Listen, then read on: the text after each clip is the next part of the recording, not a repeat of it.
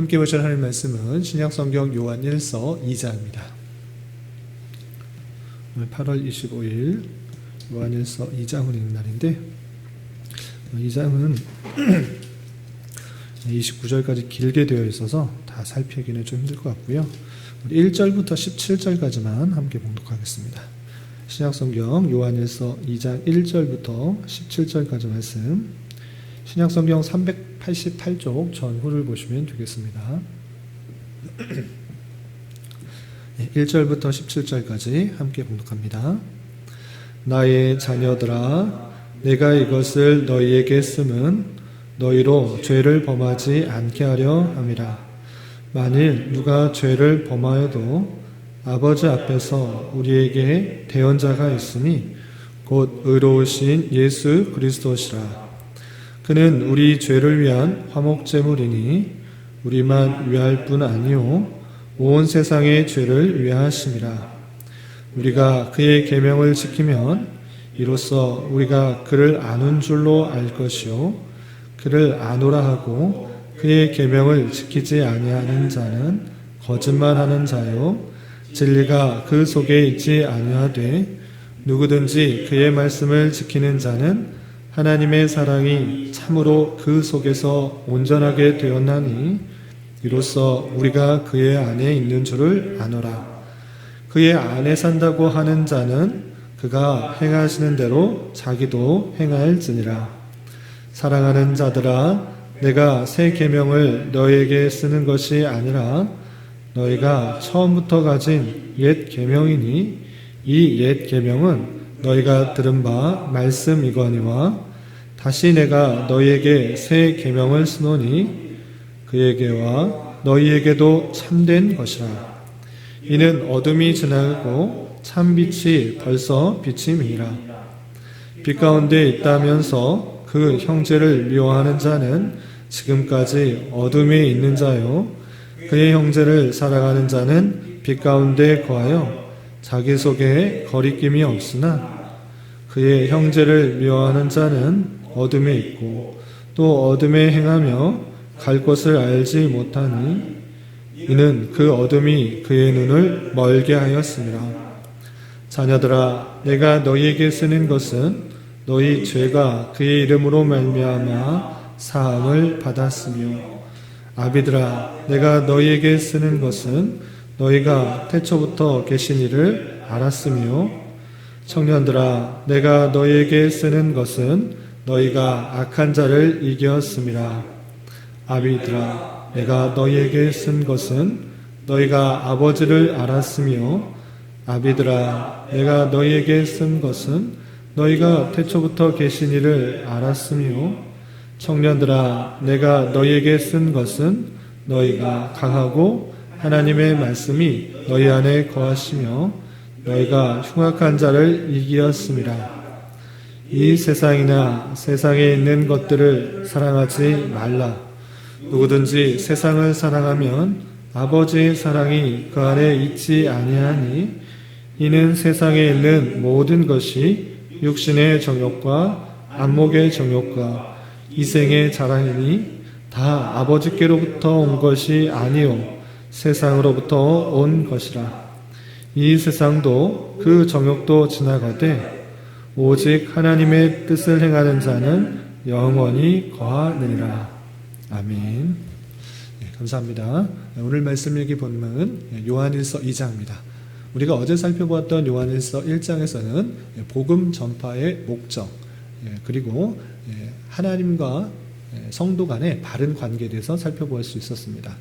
사도 요한이 복음을 전하는 그 목적이 무엇인가 라고 했을 때 믿는 사람을 단순히 늘리려고 하는 그런 목적에서 그치는 것이 아니라 너희와 우리의 복음 안에서 참된 사귐이 있게 하려고 하는 그 자세를 살펴볼 수 있었습니다. 그래서 우리가 복음 전파하는 것이 단순히 숫자를 늘리려고 우리의 세를 늘리려고 하는 것이 아니라 그리스도 안에서 참된 사귐, 참된 나눔이 있어야 된다라는 것들을 교훈받았었고, 또 하나님의 백성으로서 복음을 들은 자로서 하나님과의 관계가 어떠한 것인가 라고 할 때 어제서 교훈받았듯이 내가 완전히 거룩해 됐다, 내가 죄 씻음을 받았기 때문에 죄가 완전히 없어졌다 이런 모습으로 나아가는 것이 아니라 했습니다. 우리가 여전히 죄 가운데 있는 줄 알아 내 죄성들을 살펴보고 더욱더 하나님 앞에 나아가서 하나님의 은혜 없이는 살 수 없는 존재라는 것들을 참으로 인식하면서 더욱더 주님께 나아가서 주님 안에 거하는 자로서 빛 가운데 행하는 자로서 삶을 살아야 될 것을 교훈받았습니다. 그리고 계속해서 그런 관계 속에서 예수 그리스도께서 어떤 역할들을 우리에게 해주시는 것이며 그런 은혜를 받은 자로서 어떠한 삶을 살아가야 되는지 계속적으로 교훈하고 있습니다. 그 내용을 좀 계속해서 살펴보도록 하겠습니다. 우선 2장 1절을 읽어보면 나의 자녀들아 내가 이것을 너희에게 쓰는 이 편지를 쓰는 이유에 대해서 이렇게 말하고 있습니다. 너희로 죄를 범하지 않게 하려 함이라. 여전히 우리가 죄성을 가지고 있고 잘못하는 것들이 여러 가지 것들이 있을진데 그런 모습들에서 벗어나기 위해서 이렇게 교훈의 말씀을 쓰고 있다라고 편지를 쓴 목적을 밝히고 있습니다. 그리고 계속해서 읽어보면 만일 누가 죄를 범하여도 죄를 범하지 않게 하기 위해서 이 글을 쓴 것이지만 그러나 인간으로서 육체를 가지고 인간으로서 여전히 죄성이 있기 때문에 죄를 범할 수도 있는 것입니다. 그럼에도 불구하고 우리의 구원자 계신 예수 그리스도는 어떤 분으로 계시는가 이렇게 설명하고 있는 것입니다. 만일 누가 죄를 범하여도 아버지 앞에서 우리에게 대언자가 있으니 곧 의로우신 예수 그리스도시다 라고 표현하고 있습니다. 우리가 죄를 짓지 않기를 바라는데 그럼에도 불구하고 죄를 지을 수 있다. 그런데 죄를 지었을지라도 우리에게 누가 있는가? 우리 아버지 앞에서 대언해 주실, 대신 말해줄 예수 그리스도가 있다라고 표현하고 있습니다. 그래서 대언자라고 했을 때 여러분들 교환에도 표현되어 있는데 그냥 쉽게 말하면 변호사, 대변자, 대변인이라는 뜻입니다.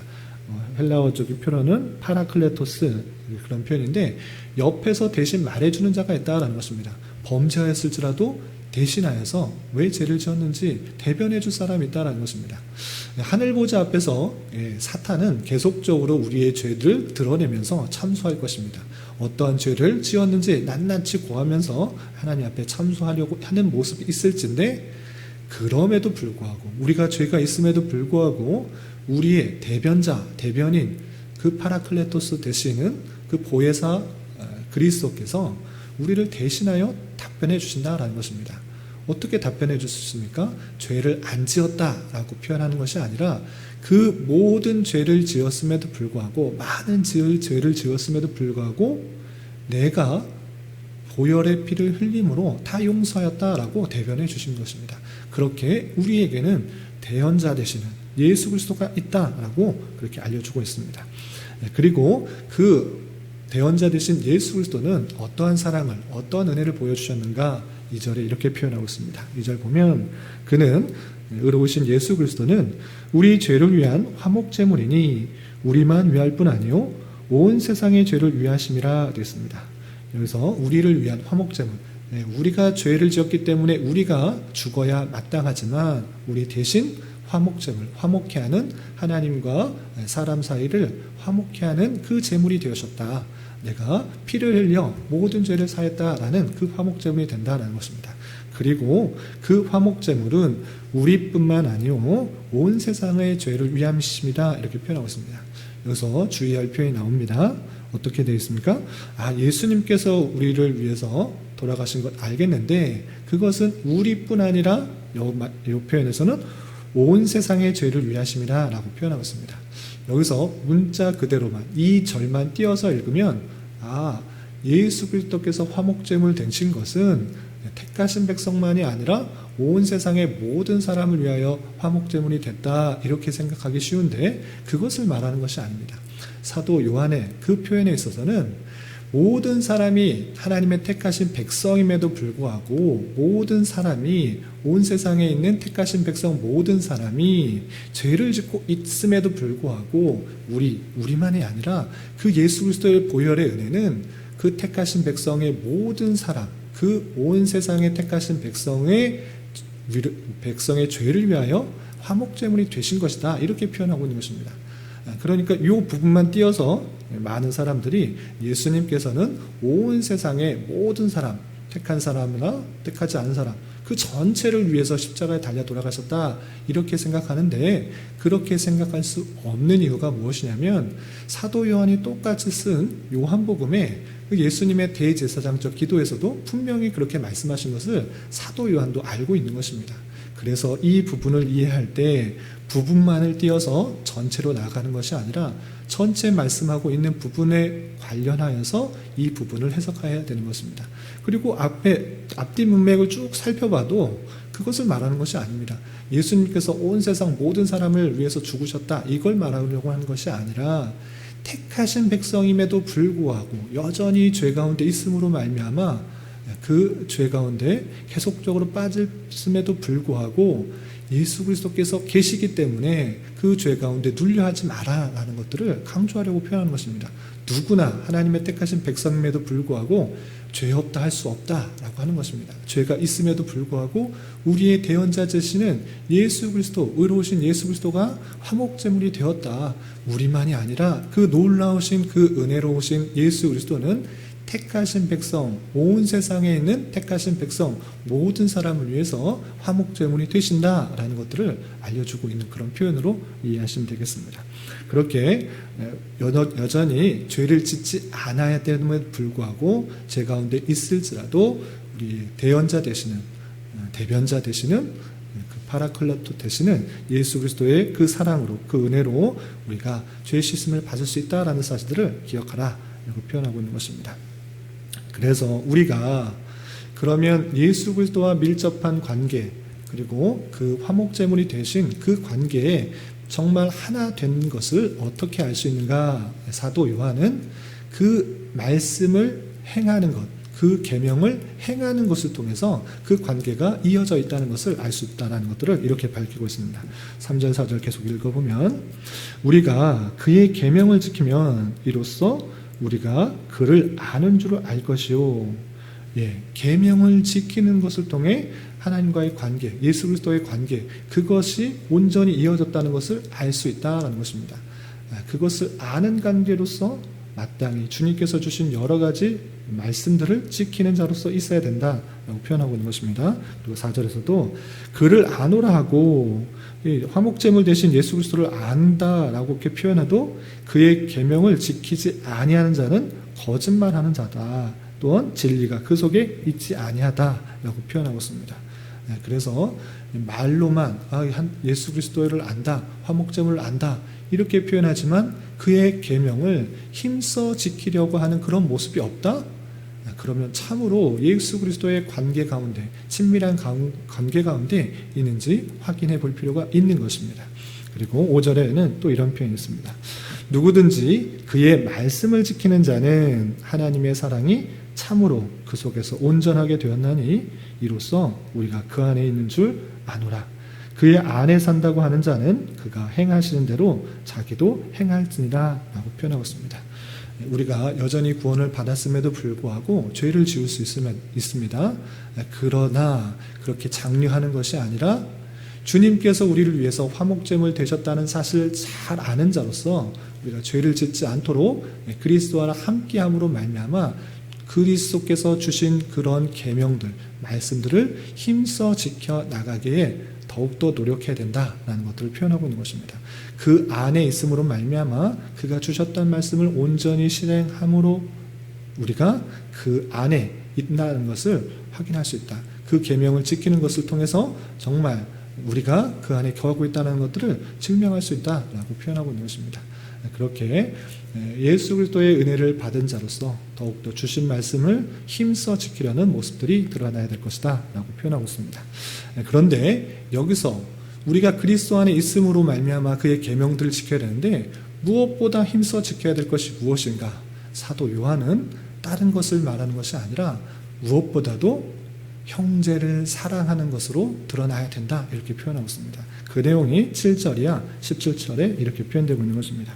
7절이야 계속 읽어보면, 사랑하는 자들아, 내가 새 계명을 너에게 쓰는 것이 아니라 너희가 처음부터 가진 옛 계명이니 이 옛 계명은 너희가 들은 바 말씀이거니와. 계명을 지켜야 된다고 그랬습니다. 주 안에 있음으로 말미암아 주님께서 주신 계명을 지켜야 된다고 말했습니다. 그런데 이 계명이 새로운 것이 아니라 옛부터 받았던 옛 계명이다. 너가 들었던 말씀이다. 그럼 무엇인가? 8절 이하 계속 읽어보면 다시 너에게 새 계명을 쓰니 그에게와 너에게도 참된 것이라. 새 계명은 완전히 새로운 것이 아니라 들었던 말씀을 다시 너희들에게 알려주는 새로운 말씀이다 라는 뜻입니다. 그에게와 너희에게도 참된 것이라. 이는 어둠이 지나가고 참빛이 벌써 비침이니라. 빛 가운데 있다 하면서 그 형제를 미워하는 자는 지금까지 어둠에 있는 자요, 그의 형제를 사랑하는 자는 빛 가운데 거하여 자기 속에 거리낌이 없으나 그의 형제를 미워하는 자는 어둠에 있고 어둠에 행하며 갈 곳을 알지 못하나니 이는 그 어둠이 그의 눈을 멀게 하였음이라 라고 했습니다. 사도 요한은 우리가 죄성이 있어서 예수 그리스도로 말미암아 그 화목제물로 죄 사심을 받았음에도 불구하고 우리가 여전히 죄 가운데 행하려고 하는 그 모습들을 주의해야 된다. 그리고 더욱더 주 안에 거하면서 주님께서 주신 계명을 지키기에 힘써야 된다. 그것을 통해서 너희가 그 안에 있는지를 확인할 수 있게 된다라고 표현하고, 그렇다면 그 안에 있어서 그 계명을 지켜야 되는데 그 계명이 무엇인가라고 했을 때 다른 것을 먼저 말하지 않고 형제를 사랑하라 라고 표현하고 있습니다. 형제를 미워하는 것, 그것은 주님과 함께 있는 것이 아닐 수 있다. 빛 가운데 있다 하면서 어떻게 형제를 미워할 수 있는가? 그러면 지금까지 어둠에 있는 것일 수 있다라고 표현하고 있는 것입니다.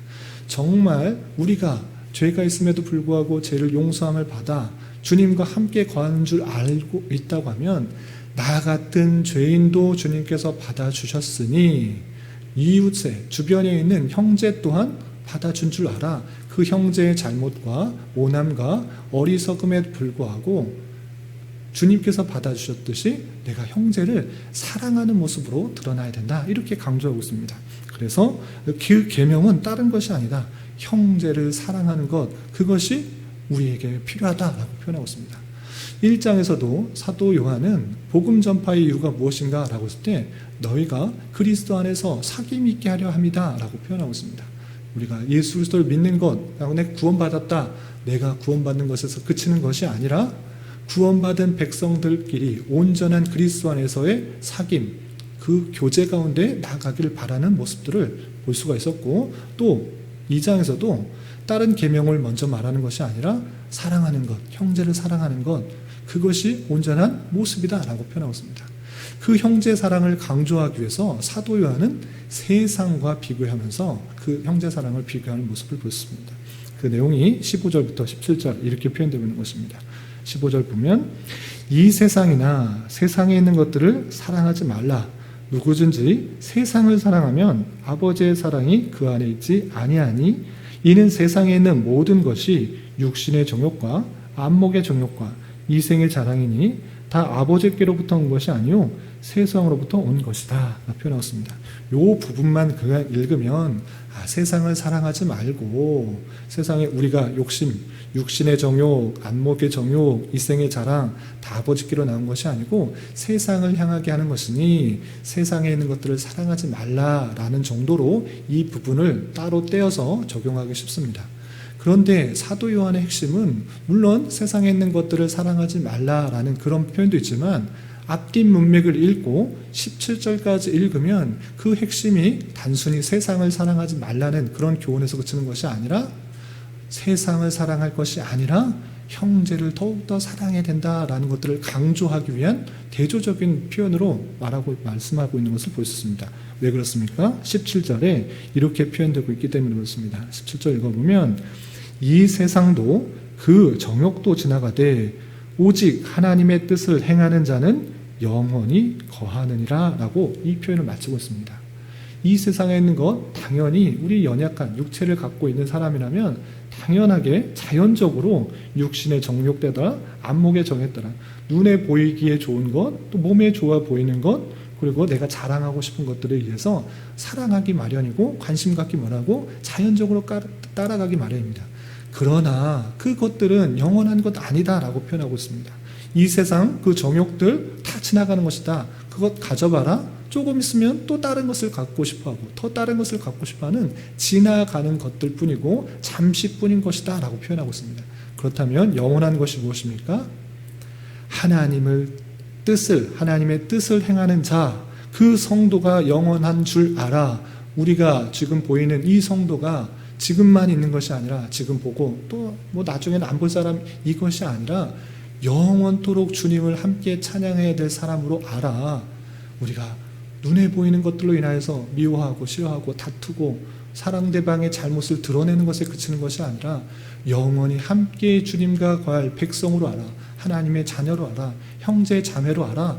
더욱더 형제를 사랑해야 될 것을 이렇게 표현하고 있는 것입니다. 우리 교회 안에서도 크진 않지만 더욱더 성도 보기를 참으로 영원에 속한 자로서 영원히 함께 거하는 자로서 하나님의 뜻을 영원히 함께 행할 자로서 알아서 상대방의 부족함과 연약함들을 봤을 때 지적하고 다르다고 정죄할 것이 아니라 부족함에도 불구하고 나 같은 사람도 받아주시고 여러 사람들을 받아주시고 하나님의 택하신 모든 백성들을 화목제물 대신 의로우신 그리스도께서 용서하신 줄 알아. 하나님의 뜻을 행하는 그런 백성으로서 함께 성장하도록 함께 교회를 잘 이루어나갈 수 있도록 함께 기도하고 더욱더 사랑하는 모습 가운데 있어야 될 것입니다. 그러한 모습이 그리스도 안에 거하는 자고 하나님 안에 거하는 자고 그 모습들을 힘써 행하는 자가 하나님의 안에 있는 자고 그리스도 안에 있는 줄 알게 된다는 사실을 통해서 우리 교회가 더욱더 형제를 사랑하기 힘써야 될 것입니다.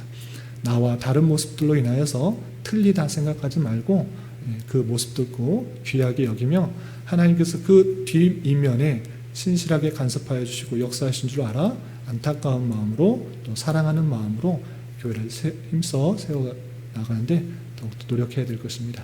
이런 은혜가 저와 여러분 우리 모두에게 있기를 진심으로 기원합니다. 기도하겠습니다. 하나님 아버지 감사합니다. 오늘 말씀을 통하여 대언자 되신 예수 그리스도 통하여 우리가 속죄함을 받았다는 것과 또 그 속죄함을 받은 자로서 주님께서 주신 계명을 지켜야 하며 예수 그리스도 안에 사는 자로서 그가 행하시는 대로 더욱더 힘써 행해야 되는 것을 깨달았습니다.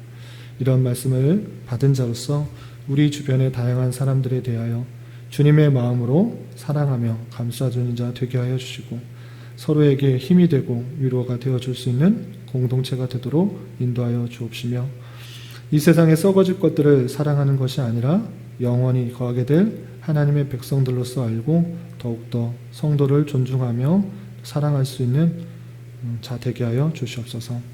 주님, 코로나로 인하여 정치적, 경제적 문제로 인하여 많은 이들이 어렵고 힘든 시기를 보내고 있습니다. 주님 불쌍히 여겨주시고 이 땅의 교회가 더욱더 주님 앞에 자복하며 회개하게 하여 주시고 우리에게 주신 상황과 환경과 여건 속에서 더욱더 하나님의 뜻이 무엇인지를 분별하게 하여 주시고 내 자신의 욕심과 생각을 내려놓고 하나님께서 원하시는 삶을 살아가기에 힘쓰는 자 되게 하여 주시옵소서. 주님, 교회의 육체 연약함으로 직장과 사업장의 문제로 가정의 여러 가지 문제로 주님께 간절히 부르짖으며 나아가는 여러 지체들이 있습니다.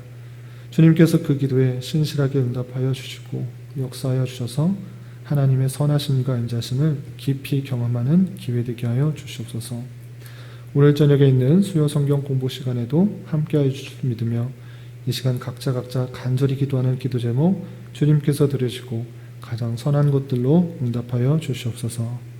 예수님의 이름으로 기도 올리옵나이다. 아멘.